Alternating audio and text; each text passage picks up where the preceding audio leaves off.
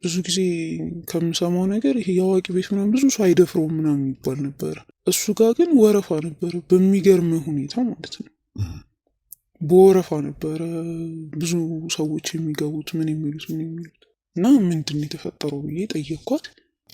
ጠንቋይ ቤት ሄድን አለች። እኔ ልጅ እንድወልድ ባለቤቴም አባት እንዲሆን ቤታችን እንዲደምቅ ብቻዬን በሚሄድበት ጊዜ አስገድዶ ደፈረኝ። ጥፋቴን ሁሉ ነገር ሸሽጌ አንቺን አረገዝኩ አለችኝ ማለት ነው። ብላ የተፈጠረው ነገር እያለቀሰች ነበር የነገረችኝ። በቃ ይሆናል አይደለም ወንድ ሳይ ከሱ ጋር መተኛት ነው ፈልገው። የሴተኛ ዳሪነት ህይወት ጀመርኩኝ።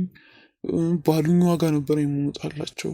አባትሽን መተሽ ለምኝ ይቅር በለኝ በይው ነው። እሱ ነው እንደዚህ እንድትሆኝ ያደረገሽ። ሄድኩ። የሚገርምህ ነገር በዚህ ቀን ትመጣለች ብሎ ተናግሮ ነበር። ሲሄድ ሁሉም ሰው ነበር የደነገጠውም የገረሟቸውም፣ ጭራሽ እሱ ላይ ያላቸውም እምነት ከፍ ያለውም ማለት ነው። አንተ ከሆንክ እንደዚህ ያረከው በቃ መድኃኒቱን ስጠኝ አድንሻለሁ እሺ ያለኝ እና ለ15 ቀን ደፈረኝ ማለት ነው።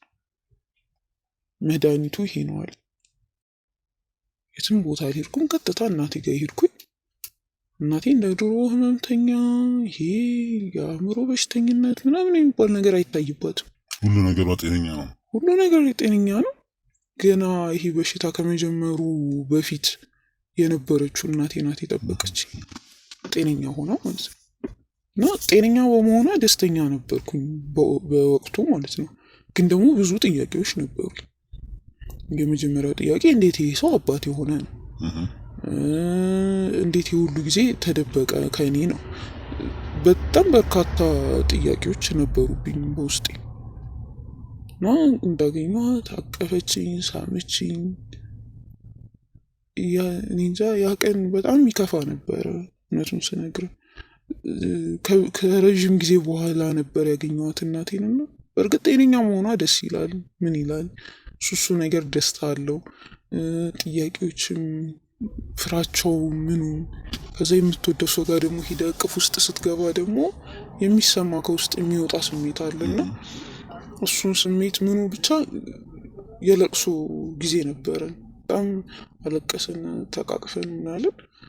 ከዛ በኋላ ምንድን የተፈጠረው ነገር ብዬ ጠየኳት።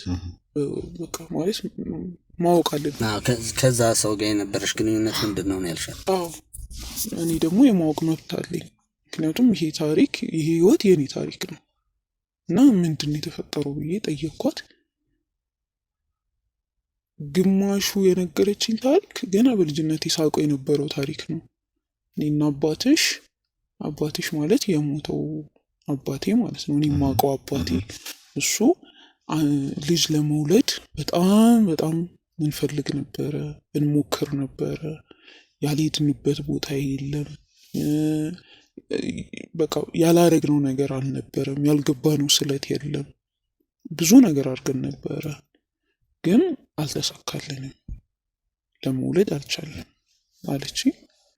ከዛ በኋላ እዚህ አሁን አባት የተባለው አዋቂ ሰው ቤት ሄድን። ጠንቋይ ማለት ነው። ጠንቋይ ቤት ሄድን አለች። እና ከዛ በኋላ እዛ እየተመላለስን አባትሽም አልመች ሲለው እኔ እየተመላለስኩኝ እንለምን ነበረ ልጅ እንዲሰጠን። እኔ ልጅ እንድወልድ ባለቤቴም አባት እንዲሆን ቤታችን እንዲደምቅ በልጅ ፍቅር እንድንደሰት አርገን እያልኩ ለምን ነበር አለች። ከዛ በኋላ ግን እየተመላለስኩ እሱ ጋር እየተደጋገምኩ ብቻዬን በሚሄድበት ጊዜ አስገድዶ ደፈረኝ። አስገድዶ ደፈረኝ እና ይህንን ነገር ስትነግረኝ በጣም ተከፍታ ነበረ። በጣም ለመናገር ከብዷት ነበር ይህንን ነገር እና አስገድዶ ከደፈረኝ በኋላ ለማንም መናገር አልቻልኩም። እሱም አንደኛ አስፈራርቶኝ ነበረ። ጤናሽን ነው ማስተጓጉለው፣ ብዙ ነገር ብሎኝ ነበረ። ግን ልጅ እሰጥሻለሁ፣ ምንም ነገር የማትይ ከሆነ ልጅ እሰጥሻለሁ ብሎኝ ነበር። ለልጅ ካለኝ ጉጉት ይህንን ደግሞ ምን ብዬ አወራዋለሁ፣ ማን ያምነኛል በሚለው ሰበብ የተደፈርኩትን ህመሜን ችዬ ዝም ብዬ ያው ከአባትሽ እንደተረገሽ አርጌ በቃ ይሄ ጥፋቴን ሁሉ ነገር ሸሽጌ አንቺን አረገዝኩ አለችኝ ማለት ነው። በዛ ቀን ነው አንቺ የተረገሽው? እሷ በተደፈረችበት ቀን ላይ ማለት ነው። እና አንቺን ከሱ ለማራቅ ያላረኩት ነገር አልነበረም። ይሄ የተወሰነ ጊዜ ላይ ያየሁት የአእምሮ ህመም፣ የአእምሮ በሽታ እሱ ያረገው ነገር ነው። አንቺን ከሱ ስለደበኩሽ እንዳያይሽ ስላረኩኝ እሱ አንቺ ወደ እሱ እንድትሄጂ ያረገው ነገር ነው፣ እኔ ላይ ያረገው ነገር ነው ብላ የተፈጠረውን ነገር እያለቀሰች ነበር የነገረችኝ። በጣም ከፋኝ። ምን ላርግ አልኳት። እኔ ይህንን ነገር አርጌ አልልሽም፣ ብቻ ግን በቃ ከሱ ራቂ፣ ይሄ ሰው አይጠቅምሽም፣ ይጎዳሻል እንጂ አለችኝ። ራቂ ማለት ቤቱን ጥለሽ ጥፊ ነው ምንድን ነው? በቃ ምንም አርጌ አልልሽም አለች። ይህን አርጌ ምናምን ምክር አልሰጥሽም አለች። ነፍስሽ የወደደውን አርጌ ነው። አዎ አንቺ ያመንሽበትን ነገር አርጌ፣ ግን እኔ የማውቀው ነገር ግን ይሄ ሰው ለአንቺ እንደማይጠቅምሽ ነው። በቃ አባቴ ነው ብለሽ አብረሹ ከሆንሽም እንደፈለግሽ፣ ጥለሽ ከጠፋሽም እንደፈለግሽ፣ አንቺ እመኝበት፣ ያመንሽበትን ነገር አርጊ። ሆኖም ግን እኔ የማውቀው ከሱ የማውቀው ነገር ለምንም እንደማይጠቅምሽ ብላ ነገረችኝ ማለት ነው። እና ከዛ በኋላ ጭንቅላቴ ላይ የመጣው ነገር እኔ እዛ ቤት ተመልሼ ከገባው ህይወቴ እንደሚበላሽ ነው በቃ። እና የሆነ ውሳኔ መወሰን እንዳለብኝ፣ ህይወቴን የሚጠቅም ውሳኔ መወሰን እንዳለብኝ ነው የገባኝ። ከዛ በኋላ እቅድ ነው ያወጣሁት። በቃ እሄዳለሁ፣ ተመልሼ እሱ ጋር ገባለሁ። ቅድም እንደነገርኩ ለሱ የሚመጡ ስጦታዎች በጠቅላላ በእኔ በኩል ነው የሚያልፉት። እኔ ሳልቀበል አይቀመጡም። የሚቀመጥበትን ቦታ የምናውቀው እኔ እና እሱ ብቻ ነበር፣ ብሮቹ ምኑ ያልኩ ነገር ማለት ነው። ስለዚህ ገብቼ ለተወሰነ ጊዜ ከሱ ጋር ሆኜ እንዳይድሮ አስመስዬ የተወሰነ ነገር በቃ ሰርቄ ህይወቴን ለብቼ ለማድረግ የሆነ ውሳኔ መወሰን እንዳለብኝ ገመትኩኝ ማለት ነው። እዛ በቃ ያለውን ሁኔታ አስብኩት፣ ማድረግ አለብኝ ብዬ አመንኩ። ቀጥታ ሄድኩኝ ማለት ነው። እናቴን ተሰናበትኩኝ፣ ሄድኩኝ ወደሱ። ቤት ስገቢ ወጥተሽ እንደተመለሽ አልተናገረሽም? ምንም አላለኝ። ተመለስኩኝ ብቻ ገባው። ከዛ ያው ህይወት እንደነበረችው እንዲመስል እያረኩኝ መኖር ቀጠልን ማለት ነው። እና ለተወሰነ ጊዜ ኖርኩኝ። ለተወሰኑ ወራት 3 ወር ወይ 4 ወር ቢሆን ነው። እና ለተወሰኑ ወራት እሱ ጋር ቆየው። ከዛ እቅዴ ማሳካት እንዳለብኝ ያን ያህል ጊዜም የቆየሁት ስላልቻልኩ ነው። በጣም ከባድ ሆኖብኝ ነበር ያለው ሁኔታ። እንደነገርኩ ካጠገቡ ብዙ ጊዜ እንድርቅ አይፈልግም ያለው ሁኔታ ነገር እና ያ ነገር ነው 3 ወር 4 ወር እንድቆይ ያደረገኝ። ከዛ በኋላ የተወሰኑ ብሮችን ወርቆችን ይዤ ወጣው። ለሱ ስለት የመጣው ነው። ለሱ ስለት የነበረውን ሰርቄ ወጣው። እርግጥ መስረቅም ምንም ማድረግም ኃጢአትም ነው በሃይማኖቱ። በአስተዳደግህም ብትሄድ ነውር ነው የሚባለው። ግን ደግሞ ህይወቴ መቀየር ስላለበት ነው ያንን ነገር ያደረኩትና ሰርቄ ወጣው ማለት ነው። ወዴት አደረግሽው? እዛ አካባቢ ከሆንኩኝ፣ እዛ ከተማ ከሆንኩኝ እንደሚያገኘኝ ምን እንደሚለኝ ስለገመትኩ ስላመንኩን ጭምር ከተነገረኝ ታሪክ ማለት ነው ስላመንኩን ጭምር ቀጥታ ጉዜን ወደ አዲስ አበባ ነበር ያደረኩት። በቃ ከሱ መራቅ አለብኝ ብዬ ማለት ነው።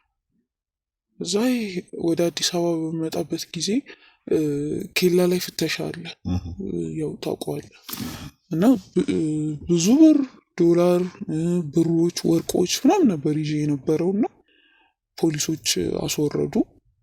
በሚፈተሽበት ጊዜ እኔን አቆዩኝ። ምክንያቱም አንድ ሰው ይሄን ያህል ነገር መያዝ አይችልም በሚለው በልጅነት ሽማ አኳያ ስትታይ ከነበርሽበትም ሁኔታ እሱ ነገርም ስላለ ከየት አመጣሹም የሚለው ነገር ስለነበረ እኔን አቆዩኝ። ከዛ በኋላ ጥያቄዎች መጠየቅ ጀመሩ። ምንም ባረግ ምንም እንደማላመልጣቸው አውቃለሁ፣ ለዋሽ እንኳን ብፈልግ እና የተፈጠረውን እያንዳንዱን ታሪክ ነገርኳቸው። በቃ እንደዚህ አይነት ታሪክ ተፈጥሮ ነበረ፣ አሁን ከሱ ሽሽት ነው ወደ አዲስ አበባ እየሄድኩ ያሉት የሚለውን ነገር ነገርኳቸው። ፈጣሪ ባረካቸው ፖሊሶች ነበሩና ያለው ሁኔታ ስነግራቸው ተረዱኝ። ከዛ በኋላ የተወሰነ ብር ያው ለነሱ ይሁን ለምን ይሁን ብቻ አስቀሩብኝና የቀረውን ብር ግን ይዤ ወደ አዲስ አበባ መጣሁ ማለት ነው። ፈቀዱልኝ፣ መጣሁ። አዲስ አበባ ከመጣሁ በኋላ ወርቅ ብር ነበረ ብያለሁና የሚሸጡ ነገሮችን ሸጥኩኝ። ያለኝንም ብር ያስኩኝና ትንሽዬ ቤት ተከራይቼ መኖር ጀመርኩ ማለት ነው። በዛ በብር ራሴን እንደምንም ብዬ ማኖር ጀመርኩኝ። በእርግጥ ካለሁበት ሁኔታም ይሄ ለከተማውም አዲስ ከመሆኑም አንጻር ኑሮዬን ደግሞ ከእናቴ ጋር እንጂ ከብቻዬ ጋር አልኖርኩም። አላቆም ያለው ሁኔታ ያለውን ችግር አላቆም እና ትንሽ ፈተናዎች ነበሩት። በጣም ፈተና ነበረው። እነዛን ፈተናዎች ግን በቃ እንደምንም ብዬ ለመቻልና ለማለፍ ሞከርኩኝ ማለት ነው። እና ከተወሰነ ጊዜ በኋላ በቃ ያመኛል። ምን እንደሚያመኝ አላውቅም፣ ግን ያመኛል፣ የሆነ ነገር ያመኛል። ከዛ ስራ ጀመርኩኝ። እንደዚህ ዝም ብዬ አንዳንድ ቦታዎች እየገባው እወጣለሁ። ግን በቃ ያገኘሁትን ስራ ያው በልጅነቴ ስራ ስለለመድኩኝ አልከበደኝም ለመስራት። ከተማው አዲስ ሆነብኝ እንጂ ለስራዎቹ አዲስ አልሆነ። ያኔ ቤት ተከራይተሽ ነው የምትኖሪው? አዎ፣ አዲስ አበባ ከገባሁ በኋላ ቤት ተከራይቼ ነበር እና ከዛ በኋላ እንደነገርኩ በጣም ፈተናዎች ነበሩት። ስራ ገባ ነበር፣ ግን ያመኝ ነበር። ምን እንደሚያመኝ ግን አላውቅም፣ ያመኝ ነበር። እና አንድ ዶክተር አለ፣ እሱ ዶክተር ጋር በላዳ እየተመላለስኩ ነበር የምታከመው። እና ህመሜ ምን እንደሆነ ለማወቅ አልቻሉ እነሱም ዶክተሪ በተደጋጋሚ የሚሄድበት ማለት ነው። ምን እንደሆነ አላወቀውም። እኔ ያመመኝ እለዋለሁ፣ እሱ ሙሉ ጤነኛ ነሽ ይለኛል። ብቻ ነው ነገር እየሆንኩ መጣሁ። ከዛ ከተወሰኑ ጊዜያት በኋላ ራሴ ላይ ለውጥ እያየው መጣሁ። ምን አይነት ለውጥ ማለት? በቃ ይሄ የፊዚካል ይሄ የሰውነት ምናምን ህመም ምናምን አይደለም፣ ግን በቃ ወንድ ዋየው ቁጥር አያስችለኝም። ተከታዩ ይልሻል? አዎ በቃ ይሆናል አይደለም። ወንድ ሳይ ከሱ ጋር መተኛት ነው የምፈልገው፣ ወንድ ባየው ቁጥር ማለት ነው። እና ይሄ ነገር ሲወራ ይከብዳል እውነት ለመናገር።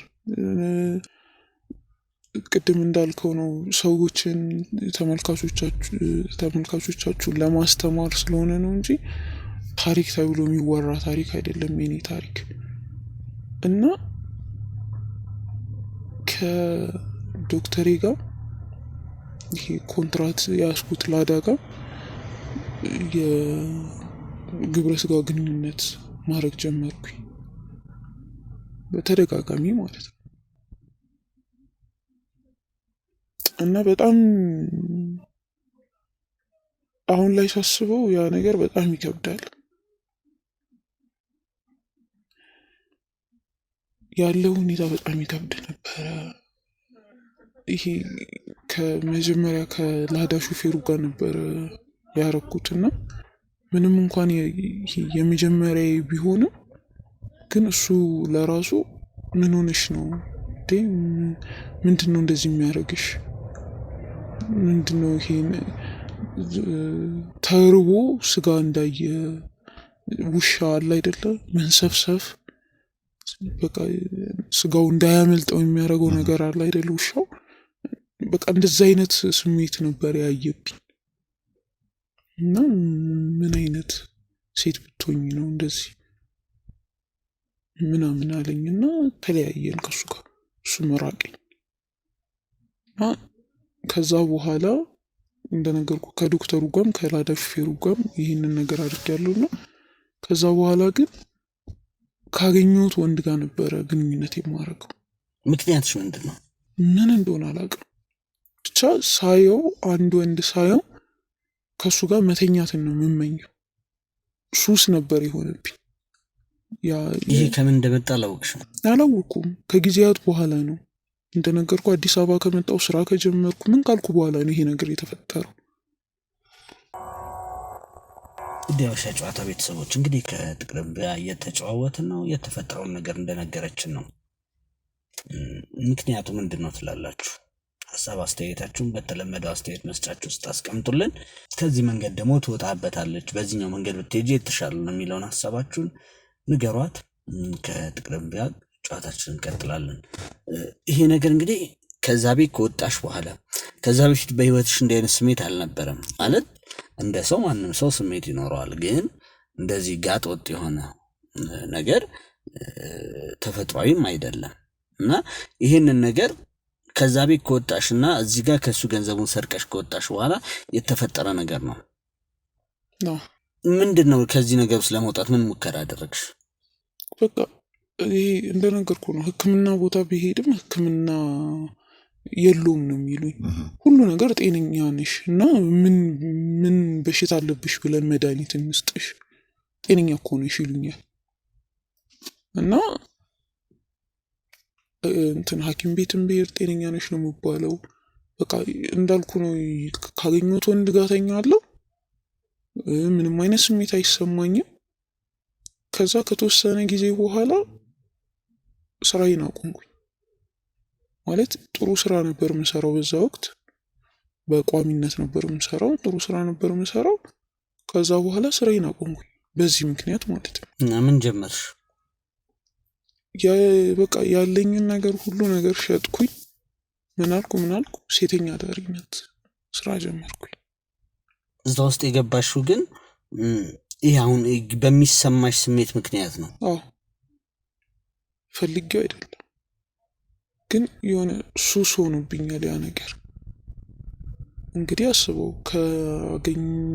ካገኘሁት ወንድ ጋር መተኛት ማለት ምን አይነት ስሜት እንደሚኖረው አስበው። እና የሴተኛ አዳሪነት ህይወት ጀመርኩኝ። ሴተኛ አዳሪ ሲሆንም እንዲህ ዝም ብሎ ሴተኛ አዳሪ አልነበረ። ማለት የምናውቀው ነገር አለ። ሴተኛ አዳሪ ስትሆን ብር ተደራድረ ኑሮውን ለማሸነፍ የሚጠቅምህን ብር ነው የምትወስደው፣ ምንም እንኳን ገላህን ብትሸጥም። እኔ እንደዛ አልነበርኩ። ወንዶቹ ባሉኝ ዋጋ ነበረ አብሬያቸው ምተኛ። ግን ያ ነገር እኔ ፈልጌው አይደለም። በቃ የሆነ ነገር ነበረ፣ እንደዛ እንዳረግ የሚያደርገኝ ነገር ነበረ። እኔ ፈልጌው ያደረኩት ነገር አልነበረ። እንደ አብረሻቸው ያደርሻቸው ወንዶች ምን ይሉሻል? በቃ እንደነገርኩ ነው። ለምንድን ነው እንደዚህ የምትሆኙ ነው የሚሉ።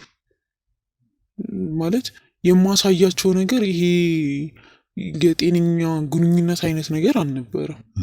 በቃ ይሄ የመንሰፍሰፍ አይነት ወንድ የመራብ አይነት ነገር አለ አይደለ? እንደዛ አይነት ነገር ነበረ የማሳያቸው እና ያ ነገር በጣም ማለት ግራ ይገባቸው ነበረ። እኔ ለራሱ ግራ ይገባኝ ነበር። ለምንድን ነው እንደዚህ መሆኑ የሚለው ነገር ግራ ይገባኝ ነበር። ከዛ በቃ እንደነገርኩ ነው የሴተኛ አዳሪነት ህይወት ጀመርኩኝ። ባሉኝ ዋጋ ነበር የምወጣላቸው።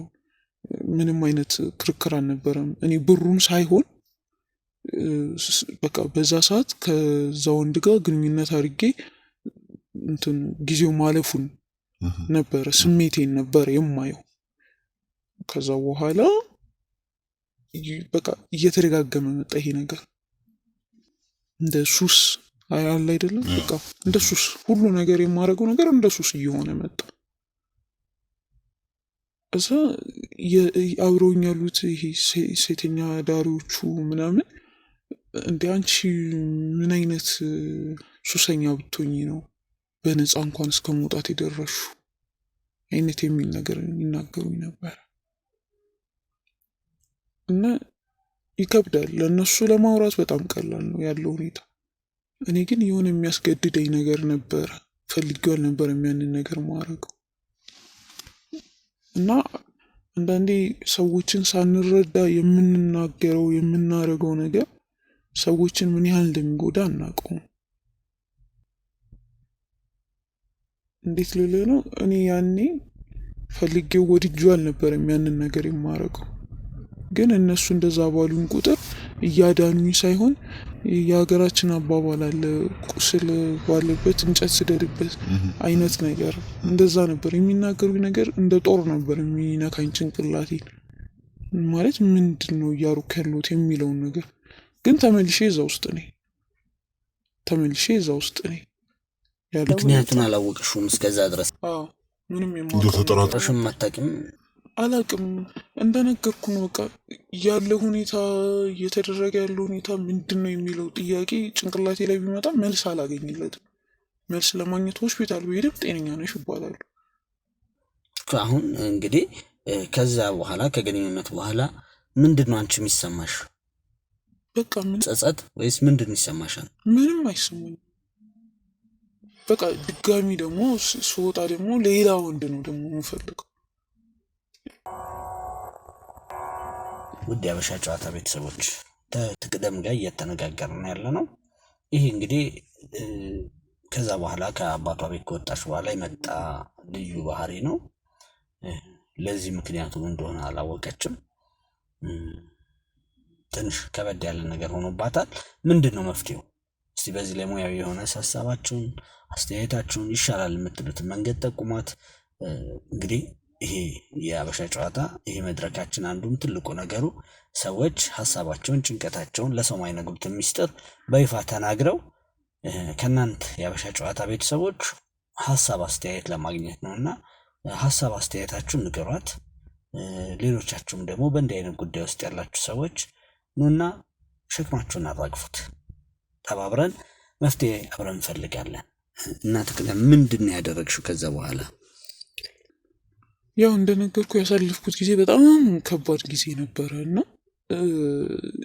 በቃ መጨረሻ ላይ እዛ ደብረ ዘይት አብራኝ የነበረች አንድ ጓደኛ ነበረች እና በቃ ማድረገው ነገር ግራ ሲገባኝ ደውዬ እሷ ጋር እንደዚህ አይነት ነገር ተፈጥሯል በህይወቴ፣ ምንድን ነው የሆንኩት? ሆስፒታልን ብሄድ ጤነኛ ነሽ እያሉኝ ነው፣ ግን እኔ ይሄ የጤነኝነት ነገር አይመስለኝም፣ የሆነ ነገር ሆኛለሁ እና እባክሽ እርጅኝ፣ የምታውቂው ነገር ካለ ብዬ እንትን አልኳት፣ ጠየኳት ማለት ነው። የነገረች ነገር በጣም የሚያስደነግጥ ነገር ነበረ። አባትሽን መተሽ ለምኝ ይቅር በለኝ በይው ነው። እሱ ነው እንደዚህ እንድትሆኝ ያደረገሽ አለችኝ ማለት ነው። እና በጣም ይከብዳል። ዞላ ይሄ አባት ለልጁ ያለው ፍቅር አለ አይደለም፣ እሱ ነገር አልነበረም እሱ ጋር። እንዲሁ ዝም ብሎ እንድወለድ አደረገኝ እንጂ ለእኔ ምንም የፈጠረው ነገር የለም። እና እሷ ይህን ስትልሽ ምን አደረግሽ አንቺ? በቃ ያለኝ አማራጭ መሄድ ነው። ቀጥታ ሄድኩኝ ደብረ ዘይት፣ ጤነኝነት ስለምፈልግ ማለት ነው። ይሄ ነገር ከሰብአዊነትም አልፎ ወደ እንስሳዊነት እየሄድኩኝ ነው ያለሁትና መዳን አለብኝ ብዬ ራሴን ስላሳመንኩኝ ቀጥ ብዬ አይኔን በጨዋጥቤ ምንም ነገር እንዳልተፈጠረ ሄድኩ። የሚገርምህ ነገር በዚህ ቀን ትመጣለች ብሎ ተናግሮ ነበር። እንደ ትንቢት አይነት ነገር ተናግሮ ነበር እና ሲሄድ ሁሉም ሰው ነበር የደነገጠውም የገረሟቸውም፣ ጭራሽ እሱ ላይ ያላቸውም እምነት ከፍ ያለውም ማለት ነው። እኔ ግን ያንን ነገር አላውቅም። በዚህ ጊዜ ትመጣለች ብሎ ነበር።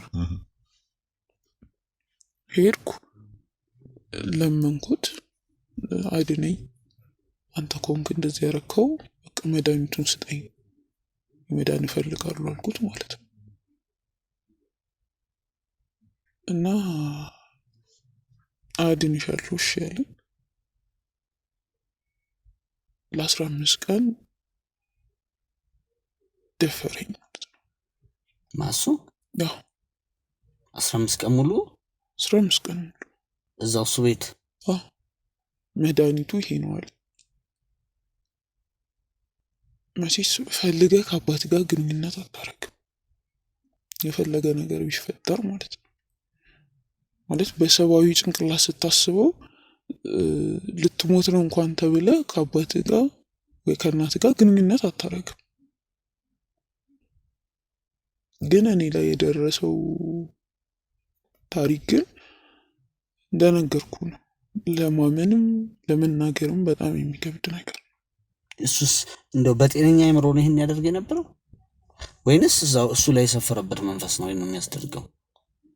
እንግዲህ አሁን ላይ እኔ ሳስበው መንፈሱ ነው እላለሁ። መቼስ አባት የተባለ ልጁን እንደዚህ ያደርጋል የሚል ማለት ብታወራውም ምንም ብታረግም አይታመንም። ገባህ ያለው ሁኔታ ማለት ነው። እና ምንድነው ከዛ በኋላ የወሰንሽው ውሳኔ? ቀን 15 ቀን ከሱ ጋር ግንኙነት አረኩኝ። ከዛ በኋላ አባረረኝ ከቤቱ። ራሱ ነው ውጭ ያለሽ? አዎ ከዚህ በኋላ እንዳትመጪ አይንሽን እንዳላየው ውጭ ያለኝ አባረረኝ ማለት ነው። ከዛ በኋላ ቀጥታ ወደ አዲስ አበባ መጣሁ። እዛ እያለሁ ደብረ ዘይት እያለሁ እሱን እንደዚህ ካረገኝ በኋላ እናቴን ለማግኘት ሞክሬ ነበረ፣ ግን አልተሳካም።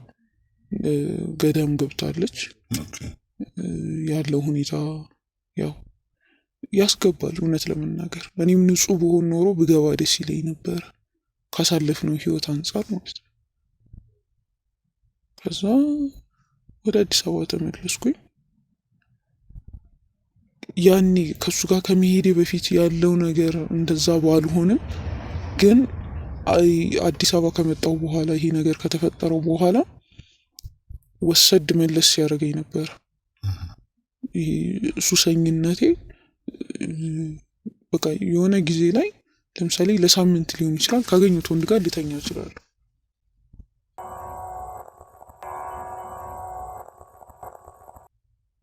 የሆነ ጊዜ እንደውም አንድ ጀርመናዊ ሴት አጋጥሞኝ የሆነ ያልተገባ አይነት ነገር አስለምዳኝ ነበር። እንደ ነው ይሄ ሌዝቢያን አይነት ነገር አስለምዳኝ ነበር። ግን ፈጣሪ የተመሰገነ ይሁን። አንዳንድ ጊዜ ፈጣሪ የፈጠረው ነገር ወድቆ አይወድቅም የሚባል ነገር አለና ፈጣሪ የባረከው ከሃይማኖት ጋር በጣም ጥብቅ የሆነ በጣም ሃይማኖቱን ራሱን ባህል ወጉን በጣም የሚያውቅ አንድ ሰው ተዋወቅኩኝ እና እሱ ህይወቴን ቀየረው። በቃ እውነተኛ ፍቅር ምን እንደሆነ አስተማረኝ። እውነተኛ ወንድ ምን አይነት እንደሆነ አስተማረኝ። እውነተኛ ህይወት ምን አይነት እንደሆነ አስተማረኝ እና ሁሉን ነገር በጸበልም በመንፈሳዊ ነገር በሁሉ ነገር እያደረገ ወደ ራሴ እንድመለስ አረገኝ ማለት ነው። እናትሽ ገዳም ገብታ ቀረች። ምንም ስለሷ መረጃ የለሽ? ምንም ነገር የለኝ። እና ከዚህ ልጅ ጋር ኑሮ ጀመራችሁ? አዎ ፈጣሪ የተመሰገነ ይሁን። ከሱ ጋር ትዳር ይዘን እየኖርን እንገኛለን። ግን እንደነገርኩ ነው ያ ነገር ቢቀርም በህይወቴ የሆነ ጊዜ ላይ ግን ይሄ እንዴት ነው ወሰድ መለስ አይነት ነገር አለ። እንደዛ አይነት ነገር ያደርገኛል አሁንም ድረስ ማለት ነው። ግን እንዴት ብዬ ለባለቤቴ የወሲብ ሱሰኛ ነኝ ብዬ እንዴት እናገራለሁ? ውድ የሀበሻ ጨዋታ ቤተሰቦች ይህን ጥያቄ ለእናንተ ተዋለው መልሱን እንዴት ብላ ነው መንገር የምትችለው? ወይስ ከዚህ ጉዳይ ውስጥ እንዴት ነው መውጣት የምትችለው? ሀሳብ አስተያየታችሁን ይሆናል የምትሉትን ይሻላል የምትሉትን መንገድ ጠቁሟት። ትንሽ ከባድ ጉዳይ ነው እና ይህን ከባድ ጉዳይ ምንድን ነው መፍትሄው? ለባለቤቷስ ምን ተብሎ ይነገራል? እሷም እንዳለችው እንዴት የወሲብ ሱሰኛ ነኝ ተብሎ ይነገራል? አሁን በተሻለ የጤንነት ሁኔታ ላይ ነው ያለችው። ቢሆንም ግን አንዳንድ ጊዜ የሚመጣ ስሜት አለ፣ የሚረብሸኝ ስሜት አለ ነው የምትለው። ይህ ነገር እንዴት ነው ከዚህ መላቀቅ የምትችለው? እስቲ መንገድ ይሻላል የምትሉትን ሀሳብ ያላችሁ፣ አስተያየት ያላችሁ ሰዎች እባካችሁን የመልእክት ሳጥኑ ላይ ያስቀምጡልን፣ አውሯን። በዚህ ላይ ደግሞ ሙያችሁ የሆነ ሰዎች በአይምሮም ይሁን በሃይማኖታዊም ይሁን በግል ስልኳ እንድታነጋግሯት እንሞክራለን። ደውሉልን፣ አነጋግሯት። እስቲ የመጨረሻ መልእክቷን ከትቅደም እንስማ እና ትቅደም፣ እስቲ አሁን የምትይው መልእክት ምንድን ነው? ምን አለ መሰለ ዞላ፣ በህይወት ፈተና መፈተን ሰውነት ነው። በቃ ማለት ሰው ስለሆንክ መፈተን አለብህ። እሱ እንትን የለውም፣ ችግር የለውም፣ መፈተኑ ችግር የለውም። ግን አንዳንድ ጊዜ ደግሞ ይሄ የሚያናግርህ ችግርህን የሚሰማ ሰው ሲኖር ደስ ይላል፣ ሁሉ ነገር ይቀላል። እኔ ያኔ እናቴ ስትታመም እንደነገርኩ ብዙ ነገሮችን ችላ ነበረ። በእሷ በኩል በቃ ታማለች ነበር የምለው።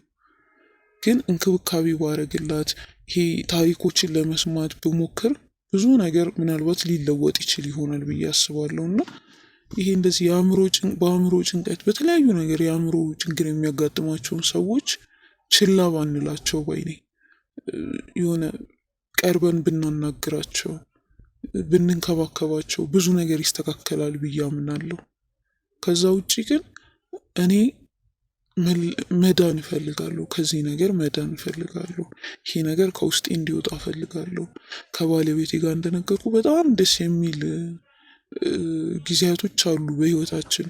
ግን ደግሞ ይሄ ችግር ደግሞ አለ በእኔ በኩል ለመናገር የሚከብድ ችግር እና ያንን ነገር እንዴት ማስተካከል እንደምችል፣ እንዴት ከዛ ነገር መውጣትና ወደ ሰውነት መመለስ እንደምችል እገዛ ባገኝ የሚል መልእክትን ያለኝና ከዛ ውጭ ግን እስካሁን ድረስ እናንተ የሀበሻ ጨዋታ ቤተሰቦች እንዲሁም አንተ ዞላን በግልህም ላረክልኝ ነገር ላረጋችሁልኝ ለሁሉም ነገር ከልብ አመሰግናለሁ ማለት እፈልጋለሁ። በጣም ጥሩ ነገር ነው ያደረጋችሁት።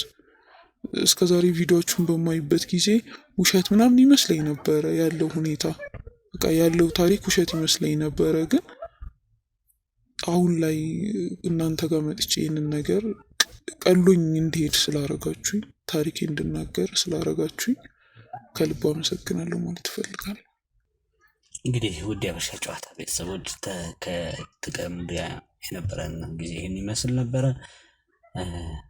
ቢያንስ መጥቶ መናገሩ አንድ ነገር ነው። ሀሳብ አስተያየታችሁን አስቀምጡላት፣ የሚሆነው መንገድ ጠቁሟት። እኛም እንላለን ይሄ ቀን ሁሉ ያልፋል። እግዚአብሔር አምላክ ደግሞ ሁሉንም ነገር ያስችላል። ከሁሉ ነገር በላይ ነው። የሚሰጥ እንጂ የሚቀበል አምላክ አይደለምና የምናመልከው። እግዚአብሔር ጤንነታንም ሁሉም ነገር እንደሚመልስ ፍጹም እምነታችን ነው። እናንተም ከኛ ጋር ይህን ያህል ጊዜ ስላሳለፋችሁ ከልብ አመሰግናለሁ። እኔ እንግዲህ ፕሮግራሙን ያቀረብኩላችሁ ዘላለም ነኝ። በሌላ ጊዜ ደግሞ በሌላ እንግዳ ጠብቃችኋለሁ። ስለምትሰጡኝ ሀሳብ አስተያየት፣ ስለምታደርጉልኝ መልካም ነገር ሁሉ ከልብ አመሰግናለሁ። እግዚአብሔር አብዝቶ ይባርካችሁ። መልካም የስራ ሳምንት ይሆንላችሁ። በቀጣይ ደግሞ በህይወት መንገድ በሌላ እንግዳ እንገናኛለን። ለዛሬ እዚህ ላይ ያበቃሁኝ። መልካም ሳምንት።